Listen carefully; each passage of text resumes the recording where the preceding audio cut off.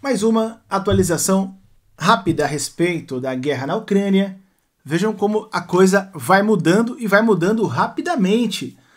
A Rússia, que há pouco tempo atrás, através do próprio Vladimir Putin, né, o próprio Putinzão de cana, falava há poucos dias atrás em negociar com a Ucrânia. Pegou todo mundo de surpresa, né, quando ele vem com aquela lista estratosférica ali, né, de exigências, que mais parecia ali um stand-up comedy, ali, uma piada, enfim, uma piada gigantesca e de muito mau gosto, mas ele veio falar a respeito de sentar na mesa, tentar negociar a paz com a Ucrânia, até falou ali, para a surpresa de todo mundo, a respeito de entregar a Crimeia a troco de uma desmilitarização, uma zona neutra. Nem a Rússia nem a Ucrânia poderia ter militares na Crimeia, e em algumas outras regiões, na verdade, também em Zaporígia, se eu não me engano. Enfim, ele trouxe uma lista gigantesca. Eu cobri para a gente aqui, na época, a questão, uma lista absurda ali, com um monte de exigência que, obviamente, os ucranianos não iriam aceitar, tanto que eles nem comentaram a respeito daquela lista. Fato é que depois dali o Putin, o Kremlin como um todo, começa a falar ali meio que pelas beiradas, né, meio que pelos corredores ali de Moscou, ali do Kremlin, que eles estariam se preparando para sentar com a Ucrânia, voltar aí a falar em negociar a paz, ceder um pouco daquilo que eles queriam a princípio, que na verdade sempre foi o objetivo principal do Putin: tomar território ucraniano, anexação de território alheio, verdade seja dita, como aconteceu em 2014, quando eles invadiram e anexaram a região da Crimeia. Fato é que agora, quase 3 semanas, né, depois da invasão, da incursão dos ucranianos no território russo, tudo mudou. Tudo mudou, os discursos mudaram, as posições mudaram, a propaganda dentro da própria Rússia, a propaganda dentro do próprio Kremlin também mudou. A opinião a respeito do Vladimir Putin, a opinião pública, né, mudou, até pelos os aliados, os oligarcas, os parceiros do Putin também a opinião mudou. Muitos criticaram muito o Putinzão por ter permitido, né, que acontecesse o que aconteceu na fronteira, a incursão de quase 2.000 soldados ucranianos, segundo o lado ucraniano, no território russo. Enfim, tantos outros problemas que isso trouxe para os russos. Isso enfraqueceu e muito a propaganda do Vladimir Putin, a narrativa como um todo do Kremlin, da missão ali para libertar os ucranianos. Tudo foi por terra quando os ucranianos adentraram, e com sucesso e com velocidade, no território russo. Fato é que agora o Dmitry Peskov, em nome do Kremlin, é um porta-voz do Kremlin, até aparece aqui na tela de vocês, disse que não está mais em questão negociar a paz com a Ucrânia. Vejam como que a coisa muda rapidamente. E ele diz que isso se dá por conta da presença dos soldados ucranianos no território russo. Tudo muda, e tudo muda rapidamente nessa guerra. Realmente é algo imprevisível, né?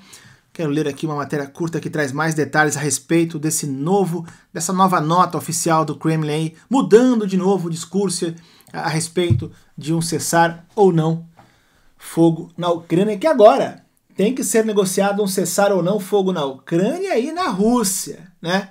Vejam como a coisa vai mudando rapidamente, né? Só quero lembrá-los, antes de deixar o like nesse vídeo, por favor, se inscrever nesse canal quem ainda não for inscrito, aquele comentário, bom dia, boa tarde, valeu, carequinho, o que você quiser, ajuda, né? O algoritmo faz com que ele entregue o conteúdo para mais pessoas, tá bom? Ó, esse é o Dmitry Peskov, que aparece na tela de vocês, um dos papagaios do Vladimir Putin. O Kremlin é cético, está cético em relação a negociações entre Ucrânia e Rússia. Nada mais parece ser como antes, né? E agora tudo isso parece que perdeu a relevância, tudo isso que ele se refere ao assunto de cessar fogo, ao assunto de negociar com a Ucrânia. Ele informou a agência, quem informou foi a própria agência de notícias, que é controlada pelo Estado russo, né? A RIA Novosti, no dia 26 de agosto, citando o próprio porta-voz do Kremlin, o Dmitry Peskov. A TASS, a RIA Novosti, são todas mídias que correm, né, com o Putin e que divulgam, propagam aquilo que ele quer que seja propagado e não o que está acontecendo, né, a não ser a incursão na Ucrânia, que por alguma razão parece que o Kremlin liberou. O Putin entendeu que é bom para a narrativa dele e liberou que os russos fiquem sabendo mais ou menos o que acontece no território russo, tá? Não o que os russos estão fazendo no território ucraniano. A declaração do Peskov veio então em meio à incursão, né, contínua dos ucranianos ali em Kursk, na Rússia, que começou no início de agosto. No dia 20 de agosto, os militares ucranianos já afirmavam que controlavam 1.263 quilômetros quadrados e mais de 90 cidades, incluindo ali a cidade de Sudzha, território russo, lado russo da fronteira, né?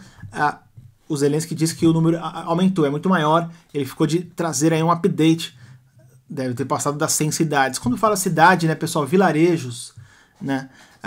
O Washington Post informou no dia 17, havia informado no dia 17 de agosto que a ofensiva ucraniana em Kursk tinha interrompido os planos de negociações indiretas, né, e secretas entre a Rússia e a Ucrânia. O Putin, como eu falei, ele vinha nessa onda de isso aqui secreta, ele queria fazer, não secretamente, mas ele queria negociar com os ucranianos meio que sem demonstrar para o povo russo que ele de fato cedeu a alguma negociação e que ele ouviu, eu tiro aqui, aceito ali, e ele teve que recuar.